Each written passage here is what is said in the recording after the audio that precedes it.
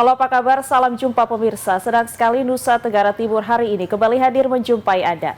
Ya, sejumlah informasi menarik dan teraktual dari berbagai daerah di Nusa Tenggara Timur telah kami siapkan untuk Anda. Mengawali perjumpaan kita berikut kami tampilkan cuplikan berita utama. Jelang Pilkada serentak Kejagung RI, ingatkan netralitas personilnya. Coklit Pantarli di Kabupaten Timur Tengah Utara mencapai 99,61%. Pedagang pernak-pernik HUT RI sudah mulai bermunculan di Kabupaten Flores Timur. Ya pemirsa, cuplikan berita utama tadi akan kami rangkai dengan beragam informasi menarik lainnya. Bersama saya Felmi Laubela.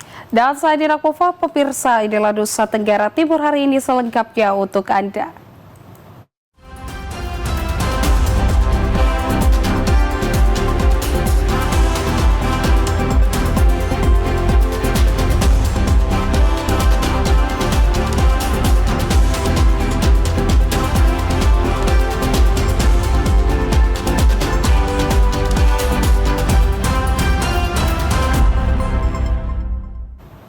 Ya, kita ikuti informasi yang pertama. Saudara, perayaan Hari Bakti Adiaksa ke-64 oleh keluarga besar Kejaksaan Negeri Ngada berjalan sederhana yang dipimpin langsung oleh Kepala Kejaksaan Negeri Ngada. Kajari mengajak semua staf kejaksaan untuk lebih meningkatkan kinerja dalam pelayanan hukum terhadap masyarakat, termasuk menjaga netralitas selama pilkada berlangsung dengan tidak memihak siapapun. Puncak perayaan Hari Bakti Adiaksa ke-64 yang dibuka dengan upacara di halaman depan kantor Kejaksaan Negeri Ngada, dipimpin langsung oleh Kejari Ngada. Acara berjalan dengan sederhana dan hikmat dan bertujuan untuk lebih meningkatkan kinerja dan profesionalitas pelayanan hukum bagi masyarakat demi rasa keadilan dan penyelenggaraan kerja sesuai undang-undang yang berlaku. Dilanjutkan dengan penandatanganan kerjasama antara pihak kejaksaan dengan Bank Rakyat Indonesia Cabang Bajawa untuk kerjasama dalam bidang perdata dan tata usaha negara untuk penyelesaian masalah sesuai peraturan yang berlaku. Kejari Ngada Yoni Pristiawan Artanto menjelaskan bahwa perayaan Hari Bakti Adiaksa kali ini lebih ditekankan pada upaya penyelesaian masalah hukum oleh pihak kejaksaan di semua bidang, sehingga rasa keadilan bagi masyarakat dan pelayanan tepat waktu sesuai target dapat berjalan dengan aman dan lancar sesuai harapan. Termaksud netralitas pihak kejaksaan pada pilkada dengan tidak memihak pasangan calon manapun. Untuk SPDP ada 53 SPDP, itu terdiri dari Polres Ngada ada 31 perkara, Polres Nagegeo ada 22 perkara.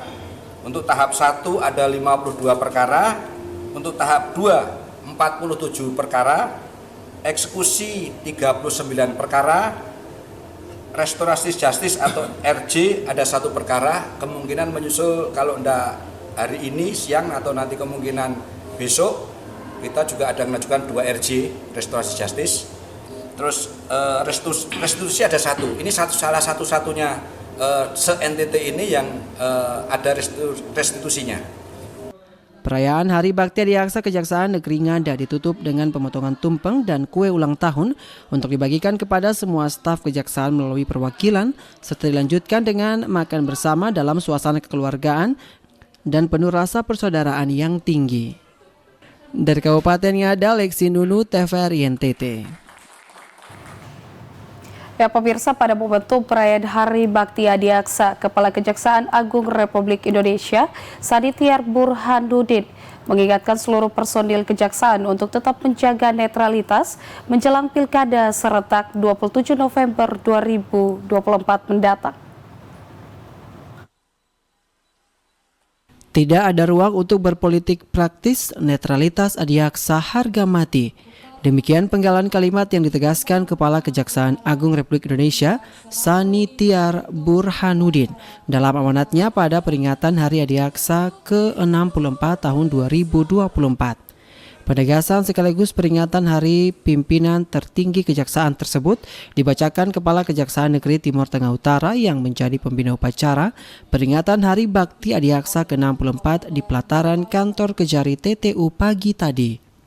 Sebelum mengakhiri amanat ini, saya ingin mengingatkan tanggal 27 November nanti penghelatan pilkada serentak akan dilaksanakan, sehingga diperlukan kesiapan dan peran serta jajaran kejaksaan dalam Gakumdu. Yang paling saya soroti adalah terkait netralitas jajaran kejaksaan. Saya tegaskan, tidak ada ruang politik praktis bagi kita. Netralitas adiaksa harga mati. Selain mengingatkan menjaga netralitas menjelang Pilkada Serentak 2024, Kejagung RI dalam amanatnya juga meminta seluruh jajaran menjaga dan menjalankan tugas secara profesional dan proporsional. Ini penting dilakukan sebab dalam 5 tahun perjalanan belakangan ini, institusi kejaksaan mampu mencetak sejarah menjadi lembaga penegak hukum paling dipercayai oleh publik. Upacara perayaan Hari Bakti Adiaksa ke-64 diikuti seluruh personil kejaksaan dan juga para purnaja atau pensiunan kejaksaan setempat. Seluruh warga Adiaksa yang saya banggakan, 5 tahun perjalanan kejaksaan belakangan ini telah melukiskan grafik eksponensial menanjak menunjukkan tren sangat positif.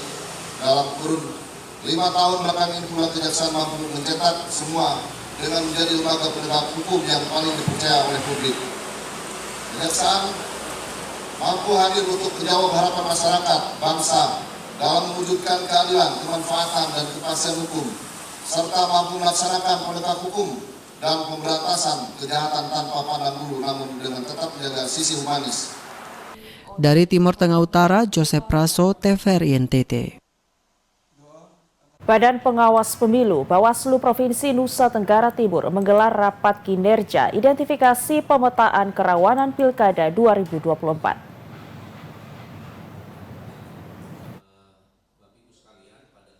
Dalam rangka melaksanakan tugas pencegahan pelanggaran dan sengketa proses penyelenggaraan pemilihan gubernur dan wakil gubernur, bupati dan wakil bupati, serta wali kota dan wakil wali kota tahun 2024, Badan Pengawas Pemilihan Umum melakukan pemetaan kerawanan yang berfokus pada tahapan pemilihan kepala daerah 2024.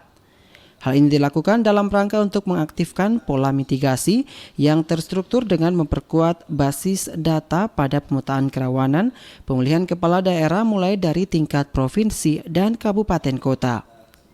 Selain itu juga melakukan identifikasi dan penyusunan pemetaan kerawanan pemilihan yang dilakukan oleh Bawaslu Provinsi dan Kabupaten Kota dengan berbasis pada Indeks Kerawanan Pemilu yang telah diluncurkan pada tahun 2022 yang lalu. Ada peluncuran pemetaan kerawanan pemilihan 2024 kita. Nanti akan kita inisiasi forum ini kembali, kemudian menjadi bahan bagi seluruh stakeholder terkait. Kami informasikan supaya semuanya bisa tahu bahwa inilah potensi-potensi kerawanan kita. Yang namanya potensi ya tetap saja kita berpikir yang terburuk. Ya, cara pandang kita bahwa akan terjadi seperti ini. Sehingga kami merumuskan selain potensi kerawanan juga kita rumuskan langkah-langkah mitigasi atau pencegahannya. Sementara itu, Ketua Bawaslu Provinsi Nusa Tenggara Timur juga menegaskan bahwa pentingnya rapat koordinasi bersama stakeholder dalam rangka pemetaan kerawanan pemilihan serentak 2024 Provinsi Nusa Tenggara Timur demi Pilkada Serentak 2024 ini. Ya, harapan kita sebenarnya dengan indeks kerawanan ini istilahnya menjadi sebuah early warning system ya, sistem peringatan dini sehingga seluruh kerawanan-kerawanan yang terjadi di setiap tahapan maupun di dalam proses itu sudah bisa kita antisipasi sejak awal. Dia tidak menjadi masalah ketika terjadi masalah baru kita tangani, tetapi sudah kita deteksi sejak dini, baik dari tahapan-tahapan yang ada maupun proses yang nantinya akan terjadi ke depannya. Kita berharap supaya pelaksanaan pemilihan kepala daerah ini semangatnya itu bisa tercapai secara baik ya, yakni pemilihan kepala daerah yang damai, bermartabat dan berintegritas tanpa masalah. Diharapkan pemetaan kerawanan pemilihan tahun 2024 ini menjadi momentum untuk menciptakan pemilu serentak yang aman, damai, adil dan bermartabat. Dari Kota Kupang, Diki Balo, Daniel Nama, TVRI NTT. Ya pemirsa, Badan Pengawas Pemilu Kota Kupang memastikan sebelum masa pendaftaran Agustus 2024 mendatang, seluruh baliho dari bakal calon wali kota dan wakil wali kota yang berseliweran di Kota Kupang sudah dibersihkan. Dan nantinya penertiban baliho akan dilakukan oleh pemerintah Kota Kupang.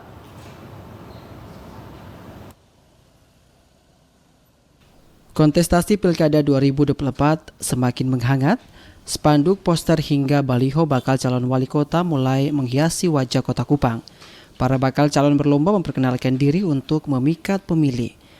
Meski pendaftaran pasangan calon di kontestasi pilkada baik tingkat provinsi maupun kabupaten kota baru dibuka akhir Agustus, tapi telah banyak spanduk dan baliho bakal calon yang bertebaran di sejumlah titik di Kota Kupang. Ketua Badan Pengawasan Pemilu atau Bawaslu Kota Kupang Junior Adi Chandra Nangi mengatakan terkait maraknya pemasangan baliho bakal calon wali kota dan wakil wali kota, pihaknya sudah bangun komunikasi dengan pemerintah Kota Kupang untuk segera menertibkan, karena kalau mau dilihat masuk dalam non-tahapan atau di luar tahapan yang menjadi kewenangan Bawaslu, karena memang belum ditetapkan sebagai calon wali kota dan wakil wali Kota Kupang. Karena itu Bawaslu berharap proaktif dari pemerintah Kota Kupang untuk menertibkannya. Kita juga sudah komunikasi dengan Pemkot untuk melihat ini sebagai bagian dari penegakan Perda nanti. Kira-kira kapan eksekusinya? Nah, ini kita ada berencana dengan Pemkot. Kita agendakan paling tidak sebelum dimulainya masa pendaftaran, yang ada ini sudah kita bersihkan. Jadi paling tidak sampai dengan awal Agustus ini mungkin sudah ada aksi yang akan kita lakukan, tapi sambil menunggu juga kesiapan dari Pemda. Tapi pada prinsipnya Pemda juga sudah mengiyakan, sudah siap untuk meresponi, tinggal duduk bersama dengan penyelenggara baik Bawaslu, KPU dan juga pimpinan partai. Junior Adi Chandra Mangi juga menegaskan Bawaslu Kota Kupang saat ini sementara mengidentifikasi pemasangan baliho yang mengarah kepada mengkampanyekan diri sebagai calon wali kota dan wakil wali Kota Kupang. Ketua Bawaslu juga menjelaskan tidak sedikit dari bakal calon yang sudah mengkampanyekan diri sebagai calon wali kota dan wakil wali kota, padahal belum ditetapkan sebagai calon. Selain itu, ada bakal calon yang memasang baliho pada pohon dan taman yang jelas-jelas dilarang. Tim Liputan TVRI NTT. Pemilihan Umum Kabupaten Timur Tengah Utara hampir merampungkan proses pemutakhiran data pemilih oleh Pantarlih menjelang Pilkada serentak pada 27 November mendatang. Hasil coklit yang dilakukan saat ini sudah mencapai 99,61%. Ditemui di kantor KPU Timur Tengah Utara, Ketua KPU Petrus Uskono mengatakan progres pencoklitan oleh petugas Pantarlih di Kabupaten Timur Tengah Utara hingga Selasa 16 Juli 2024 kemarin sudah mencapai 99,61% dari total daftar penduduk potensial pemilih pemilu yang diserahkan pihak Dinas Dukcapil ke KPU. Yang menjelaskan data DP4 yang diterima KPU TTU dari Dinas Dukcapil, total jumlah penduduk potensial pemilih sebanyak 192.812 orang. Dengan demikian, jika disandingkan dengan capaian hasil coklit yang telah mencapai 99,61%, maka terdapat sekitar 192.060 pemilih dalam data DP4 yang sudah selesai dilakukan coklit oleh petugas Pantarlih. Pemutakhiran data pemilih yang ada di wilayah TTU sampai sekarang ini kan sudah 99,61%. Data terakhir kemarin hari Selasa tanggal 16 Juli 2024 di jam 9 malam. Ia menambahkan hasil pemuktahiran data pemilih oleh Pantarlih melalui coklit ini tentunya bukan merupakan hasil final. Pergeseran angka pemilih masih terjadi karena dari hasil pencoklitan ditemukan ada pemilih yang tidak memenuhi syarat dan juga pemilih baru. Nah, terhadap pemutakhiran yang dilakukan oleh teman-teman Pantarlih menemukan ada pergeseran data pemilih. Karena di sana ada nama yang terdaftar di DP4. Terdapat juga pemilih yang terdaftar tidak memenuhi syarat. misalnya ada yang meninggal, misalnya ada yang pindah domisili, misalnya ada yang berubah status dari TNI Polri aktif menjadi masyarakat biasa karena sudah purna tugas sehingga kategori sebagai pemilih memenuhi syarat. Dan juga ada pemilih-pemilih baru yang ternyata tidak terdeteksi terdaftar di DP4 sehingga itu yang kemudian menjadi satu kesatuan data yang dihasilkan oleh teman-teman Panterli. Sementara itu terkait sisa waktu coklit yang akan segera berakhir tanggal 24 Juli mendatang, pihaknya bersama PPK dan PPS Timur Tengah Utara terus melakukan pendampingan terhadap petugas Pantarli agar apa yang dikerjakan bisa selesai tepat waktu untuk berjalan sesuai regulasi yang ada. Dari Timur Tengah Utara, Joseph Praso, TVRI NTT. Ya pemirsa, warga desa Torongkoe, Kecamatan Reok Barat mengaku kecewa dengan pembangunan jalan yang menghubungkan Loce hingga Sambi, ibu kota Kecamatan Reok Barat, Kabupaten Manggarai. Sebab jalan dari desa Torongkoe sebelum masuk kecamatan tersebut rusak berat. Sepanjang 5 km jalan yang menghubungkan Sambi, ibu kota Kecamatan Reok Barat menuju Loce, diperbaiki oleh Bupati Manggarai Heribertus Nabit untuk memperlancar aktivitas warga di Sambi kota, kecamatan, dan 2 kampung lainnya. Pekerjaan jalan yang menelan anggaran 9 miliar rupiah tersebut dikritik warga desa lainnya di ruas jalan tersebut. Sebab sekitar 3 km jalan menuju Loce hingga Sambi kota, kecamatan tersebut mengalami rusak berat. Jalan menyisakan bebatuan besar dan sebagian lagi hanya jalan tanah. Albinus J. Nudin, pengguna jalan sekaligus warga desa Torongkoe, mengaku kecewa dengan hasil pekerjaan tersebut karena jalan yang diperbaiki melompat ke Loce hingga Sambi. Sementara dari perbatasan Reo dengan Reok Barat, yakni Bajak hingga Torongkoe, kondisinya rusak berat. Bahkan banyak kendaraan termasuk kendaraannya jatuh di jalan rusak tersebut. Bila musim hujan, jalan tersebut tidak bisa dilewati lagi. Menuju kota kecamatan, ini jalannya sambungan menuju kota kecamatan. Dan kondisinya rusak parah ya? Kalau hanya seperti itu tidak menjadi kecewa masyarakat di sini nih, terutama di Torongkoe. Yang lebih kecewanya begini, kalau toh memang jalan ini tidak disambung, kenapa main gusur-gusur lepas begitu? Akibatnya banyak kendaraan celaka waktu hujan kemarin di situ, termasuk motor saya. Parah. Paling parah sudah jalan itu ya dari desa Batu Tango atau dari perbatasan Kecamatan Raya menuju awal Kecamatan Reok Barat. Warga berharap agar pemerintah Manggarai segera memperbaiki jalan rusak tersebut sehingga akses jalan dari Bajak, Torongkoe menuju Loce dan Sambi tersebut lancar. Dari Manggarai, Leonardus, TVRI NTT. Sebanyak 9 ruang kelas dan 3 gedung mes guru SD Impres Bileon, Kecamatan Faut Molo, Kabupaten Timur Tengah Selatan, nyaris ambruk termakan usia. Kepala sekolah dan guru mengharapkan perhatian dari Pemda Timur Tengah Selatan. Aktivitas belajar mengajar saat ini berlangsung di luar ruangan karena kondisi fisik sekolah memprihatinkan.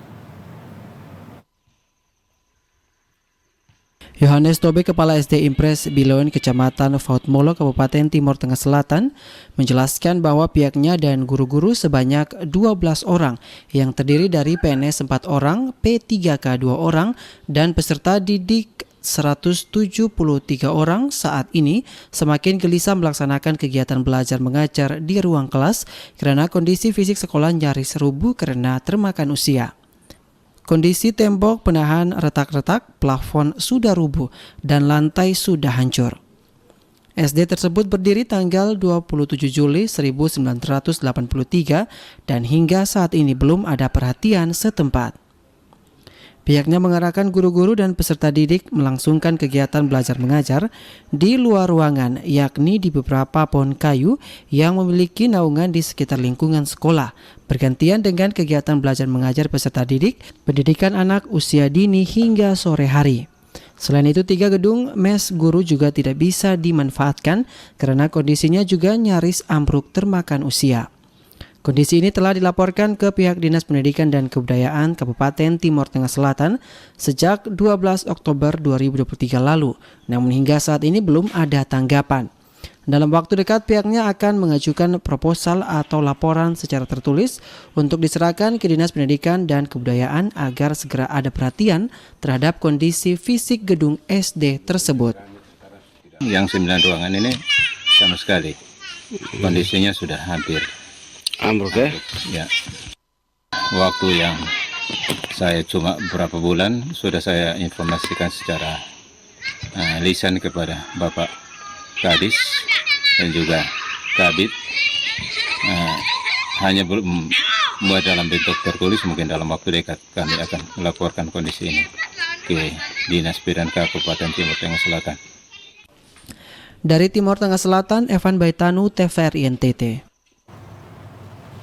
Ya pemirsa, pembangunan SPBE di Desa Bolo, Kecamatan Kupang Barat dinilai oleh pihak PT Nusa Minagas sudah sesuai dengan prosedur dan telah memenuhi berbagai persyaratan yang telah diberikan oleh Pertamina.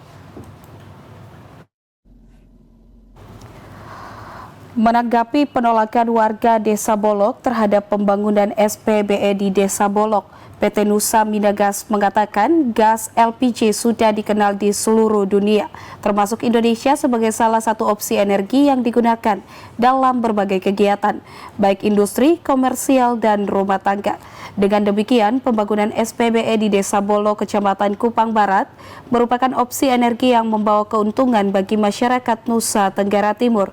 Ditambahkan untuk membangun sebuah SPBE, biasanya harus mendapatkan persetujuan Pertamina sebagai rekan kerja yang otomatis wajib memenuhi semua dokumen persyaratan dan ketentuan yang telah ditetapkan oleh Pertamina, seperti misalnya dokumen lingkungan, izin membangun, dan lain sebagainya. Sebagai contoh terkait lingkungan, kajian telah dilakukan oleh pihak-pihak yang berkompeten dan telah menilai, menelaah, menyusun hingga mengajukan permohonan kementerian. LHK juga telah menerbitkan persetujuan pernyataan kesanggupan untuk pengelolaan lingkungan hidup atau PKPLH.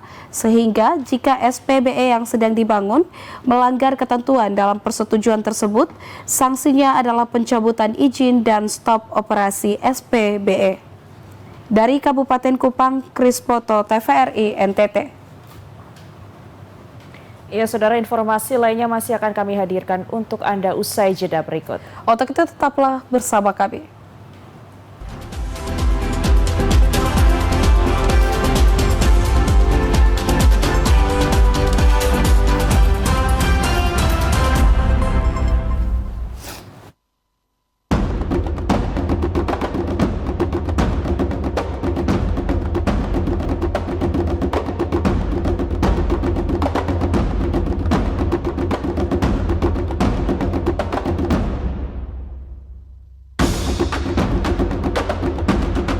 Yang paling penting karena di dalam dinasti Kerajaan Amonuban, khususnya dinasti Nope, itu sistemnya dinasti, bukan dipilih.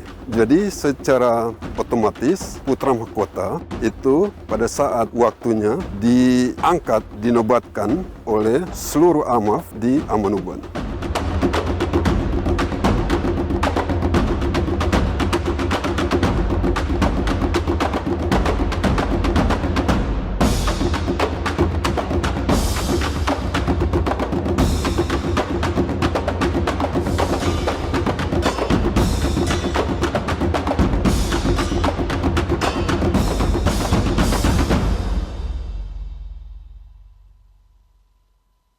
Yuk, Angel mau ajak kalian untuk kenalan sama satu pegiat UMKM yang luar biasa. Ini masih sangat muda, tapi luar biasa udah jadi pembisnis nih. Wow, hai, selamat pagi.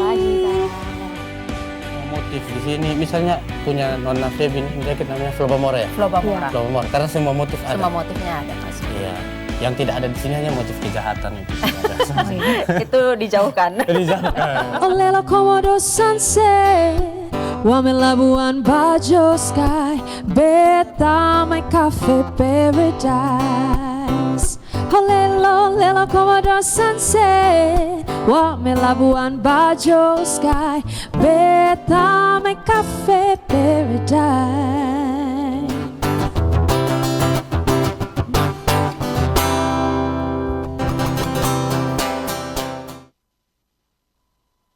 Satu jam menemani Anda ke depan sudah siap kita karaoke. Yang ada di sini, yang ada di sana, di mana saja. Hai hai hai. Tenggara Timur dimanapun Anda berada, dari Sabang sampai Merauke, dari Biaga sampai Pulau Rote. Lagu Wolo Bobo seperti Kakak Oris yang main dari Kakak Oh Oris iya. yang main.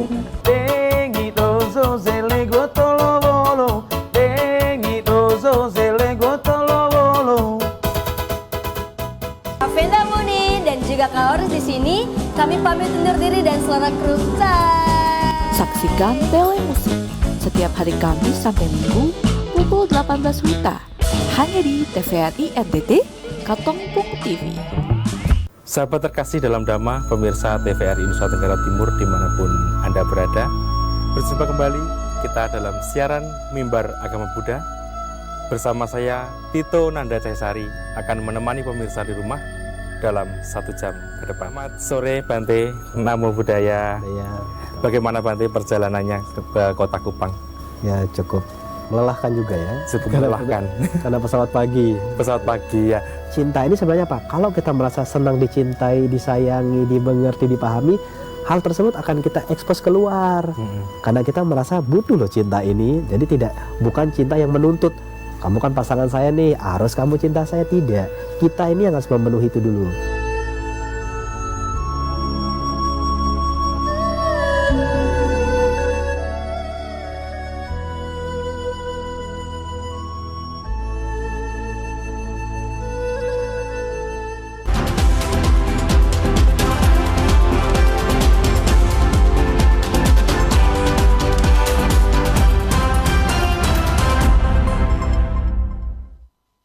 Ya pemirsa, terima kasih Anda masih terus bersama kami di Nusa Tenggara Timur hari ini. Ya saudara, pedagang musiman bendera merah putih dan pernak-pernik HUT Kemerdekaan RI ke-79 mulai menjajakan dagangannya di sepanjang ruas jalan protokol Kota Larantuka, Kabupaten Flores Timur. Ma'ruf, salah satu pedagang pernak-pernik kepada TVRI mengatakan aktivitas penjualan pernak-pernik ini dimulai sejak sepekan terakhir dengan menempati ruas jalan protokol Kota Larantuka. Adapun pernak-pernik yang dijualnya seperti umbul-umbul, bendera, bandil, background hingga bendera untuk gapura. Menurutnya permintaan belum terlalu tinggi sehingga perolehan pendapatan juga belum diestimasi, sementara pasokan pernak-pernik yang dipesan dari Pulau Jawa sekitar 4 karung sebagian sudah mulai laku terjual. Ia menambahkan saat ini pesanan atribut yang datang juga banyak, baik dari instansi perkantoran, masyarakat hingga anak-anak sekolah. Sementara barang dagangannya dijual dengan harga bervariasi, tergantung ukuran dan jenis bahannya. Misalnya bendera merah putih dijual mulai dari harga Rp30 hingga Rp50.000. Background dijual dengan harga Rp300.000. Sedangkan untuk umbul-umbul yang memiliki panjang 3 meter dijual dengan harga Rp50.000 hingga Rp200.000 per lembar. Dari Flores Timur, Patman Werang, TVRI NTT. Ya pemirsa, jelang Festival Wolo Bobo ketiga, segala persiapan yang dipusatkan di Taman Kartini Bajawa mulai dikebut agar bisa memenuhi target pembukaan di tanggal 25 Juli nanti.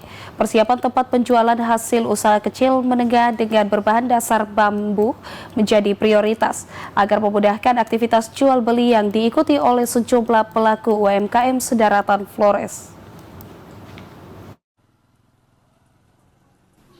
Aktivitas pekerjaan tempat penjualan dan pameran hasil kerajinan pelaku usaha kecil dan menengah untuk memeriahkan Festival Wolo Bobo yang ketiga terus dikebut oleh sejumlah pekerja termasuk dari Dinas Pekerjaan Umum agar pada saat pembukaan nanti tanggal 25 Juli 2024 dapat tercapai sesuai harapan. Festival Wolo Bobo merupakan agenda tahunan pemerintah Kabupaten Ngada untuk mengangkat dan mempromosikan segala potensi ekonomi di bidang pariwisata dan ekonomi kreatif agar dapat dinikmati oleh investor, sehingga pengembangan serta pertumbuhan ekonomi dapat tercapai demi perubahan ekonomi yang baik bagi pelaku UMKM yang ada di Kabupaten Ngada. Kepala Dinas Pariwisata Kabupaten Ngada, Oktavianus Bota Jawa, menjelaskan bahwa Festival Wolobobo untuk ketiga kalinya diadakan agar dapat memicu pertumbuhan ekonomi baru, baik di bidang pariwisata maupun ekonomi kreatif lainnya. Dengan melibatkan sejumlah pelaku UMKM dari sejumlah kabupaten yang ada di Pulau Flores, sehingga jalinan kerjasama dalam pengembangan ekonomi usaha kecil dan menengah dapat terkoneksi, termasuk menjalin kerjasama dengan investor. Untuk kegiatan Festival Wolobobo ini, tahun yang ketiga kita dapatkan KEN, Karisma Event Nusantara. Nah, persiapan tetap kita angkat dengan 3 tema utama, yaitu kopi, tenun, dan bambu yang kita angkat pada festival ini. Nah, persiapan kita seperti dilihat bahwa stand-standnya sudah pada siap semua, tinggal finishing untuk pembukaan di tanggal 25 nanti. Kita mulai dari tanggal 25 festivalnya. Harapan kita bahwa banyak terjadi transaksi bersama UKM, karena UKM juga kurang lebih ada 60 UKM yang sudah mendaftar untuk berpartisipasi dalam festival ini. Menteri Pariwisata dan Ekonomi Kreatif Sandiaga Salahuddin Uno akan hadir dalam membuka Festival Wolobobo untuk memicu pertumbuhan ekonomi kreatif di Kabupaten Ngada, sehingga pendapatan masyarakat dapat ditingkatkan, termasuk menarik minat wisatawan asing datang ke Ngada. Dari Kabupaten Ngada, Lexi Nunu, TVRI NTT. Ya, pemirsa, kaum milenial dan pemuda di Kampung Lendo, Desa Gunung Baru, Kecamatan Kota Komba, Kabupaten Manggarai Timur, bangga dan terinspirasi dengan sosok Pak Agus yang berhasil membudidayakan porang.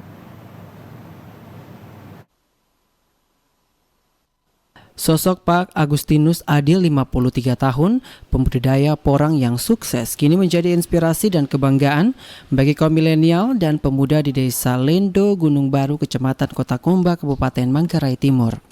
Bonifasius, salah satu anak muda di Kampung Lendo tersebut, mengaku bangga dan sangat terinspirasi dari sosok Pak Agus, di mana ia telah menjadi contoh petani yang berhasil bagi dirinya. Pak Agus selalu membagikan ilmunya dan mengajar anak muda di kampung tersebut setelah pulang dari Jepang tanpa bayar atau gratis. Ia sendiri sudah menanam 22.000 pohon porang dan siap dipanen minggu depan. Kini semua lahan tidur di lereng bukit dimanfaatkan Pak Agus dan warga serta pemuda di Kampung Lendo, Desa Gunung Baru tersebut untuk menanam porang. Ditargetkan tahun 2027 akan ditanam hingga 4 juta pohon. Dari Kabupaten Manggarai, Leonardus, TVRI NTT. Ya, pemirsa, bakal calon Bupati Manggarai Victor Slamet bertekad menjadikan sektor pertanian menjadi motor penggerak ekonomi di Kabupaten Manggarai.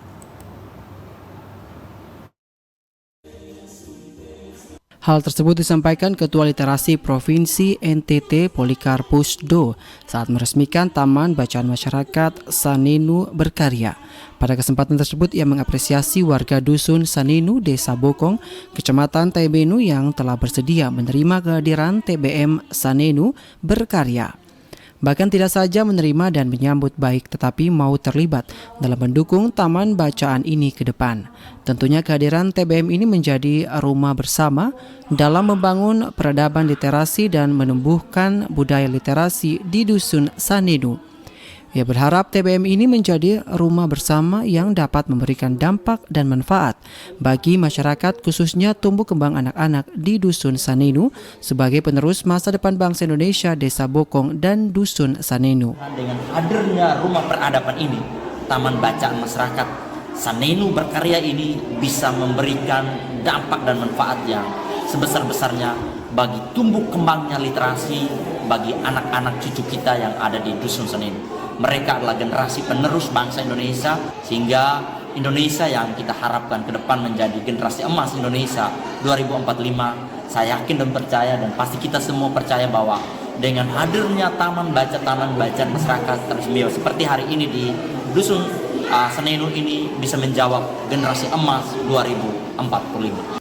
Sementara itu, Domingus Atimeta, tokoh adat yang juga anggota DPRD Kabupaten Kupang, pada kesempatan ini mengatakan kehadiran TBM Sanenu Berkarya ini menjadi langkah awal dari kerinduan warga Sanenu, yakni peningkatan kualitas anak-anak di Dusun Sanenu. Karena dari sisi kemampuan anak-anak di Dusun Sanenu pasti bisa, tetapi belum diarahkan secara baik.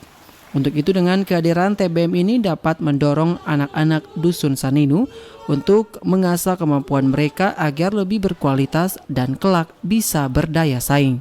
Peningkatan kualitas anak-anak kami. Dari sisi sumber daya mereka punya kemampuan, punya kemauan, tapi untuk menuntun dan mengarahkan mereka sehingga kualitas mereka itu bisa bersaing melalui taman baca inilah yang kami harapkan. Dan karena itu tentu dukungan kami sebagai orang tua, sebagai warga masyarakat, warga anak, full kami dukung. Kami yakin, kami percaya bahwa melalui TBM ini anak-anak kami mampu bersaing dari Simolini. Sebagai tokoh adat, Domingus Atimeta berkomitmen akan bersama masyarakat Dusun Sanenu menjaga TBM tersebut untuk terus ada di Dusun Sanenu. Dari Kabupaten Kupang, Krispoto, TVRI NTT. Ya pemirsa, itulah kehadiran Taman Baca Masyarakat TBM Sanenu yang berkarya di Dusun Sanenu, Desa Bokong. Ya, dan saudara, informasi lainnya akan kami hadirkan untuk Anda usai jeda berikut. Tetaplah bersama kami.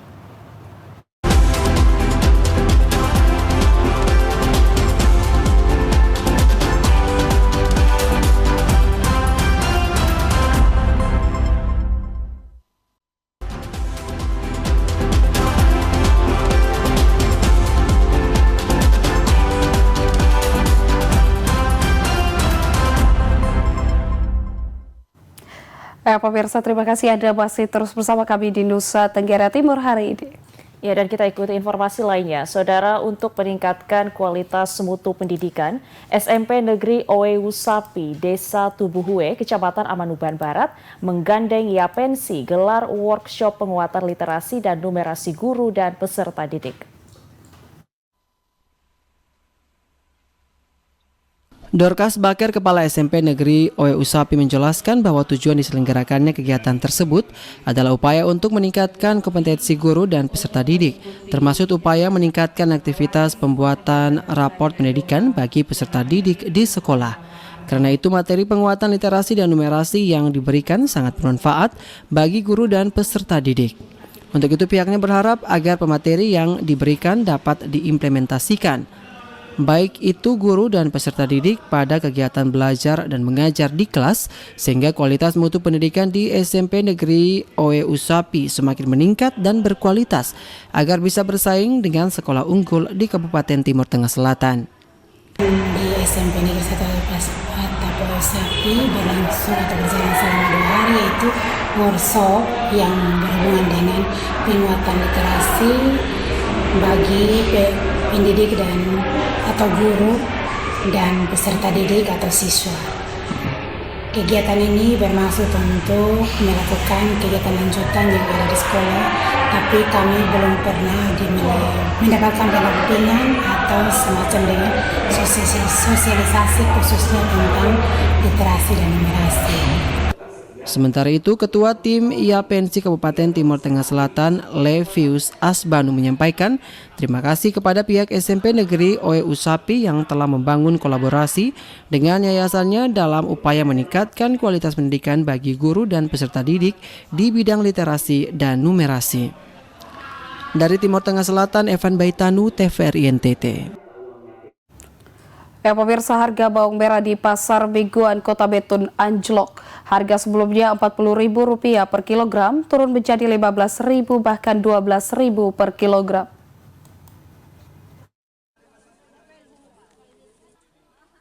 Para pedagang bawang merah yang berjualan di Pasar Mingguan Kota Betun, Kabupaten Malaka, mengeluh pendapatan dari hasil penjualan yang sangat kecil. Bayu, salah seorang pedagang asal Kabupaten Belu, mengaku 2 minggu belakangan harga bawang merah menurun drastis menjadi Rp12.000 per kilogram dari harga sebelumnya Rp40.000 per kilogram. Salah satu faktor yakni stok bawang merah melimpah dan permintaan bawang merah di pasaran sedikit. Menurutnya harga bawang merah di pasaran dapat merugikan para petani bawang. Selain menurunnya permintaan pasar, bawang merah dijual murah karena apabila dibiarkan dalam waktu lama bisa mengakibatkan bawang membusuk. Lanjut, Bayu, bawang yang dijual di Kabupaten Malaka didatangkan dari Pulau Rote. Dirinya menjual dalam waktu 1 minggu dan menghabiskan 100 kilo lebih bawang merah atau dalam jumlah 2 karung, masing-masing berukuran 60 kilo. Sementara itu harga bawang putih masih normal per kilo seharga Rp40.000 hingga Rp45.000 per kilogram. Harga sekarang modal sekarang 12.000 Kak. 12.000? Iya, modal sekarang 12.000. Dari jual 15 bisa, jual 20 bisa. Tergantung dari kita sekarang. Itu per kilo ya? Iya, per kilo. Harga sebelumnya berapa? Harga sebelumnya 2 minggu sebelumnya atau seminggu? 2 minggu sebelumnya 40, 35, 30, 25, 20 Kak. Minggu lalu masih 20. Pihaknya berharap agar harga bawang merah kembali normal sehingga tidak merugikan para petani bawang dan para pedagang eceran. Selain itu, pemerintah juga dapat memperhatikan harga bawang merah agar tidak ada permainan dari pihak lain. Yosman Seran, TVRI NTT.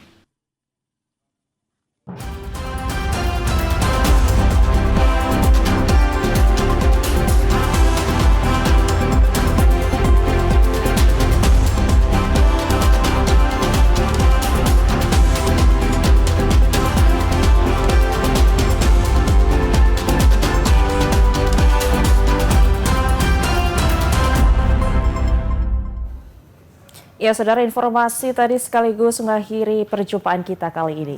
Ya, saksikan Nusa Tenggara Timur hari ini yang menyajikan informasi secara santun, lugas, dan berimbang hanya di TVRI NTT Media, Pemersatu Bangsa. Akhir kata saya Nina Mova. Dan saya Velmi Laubela, mewakili seluruh kerabat kerja yang bertugas, mengucapkan terima kasih atas perhatian Anda. Selamat melanjutkan aktivitas Anda dan sampai jumpa.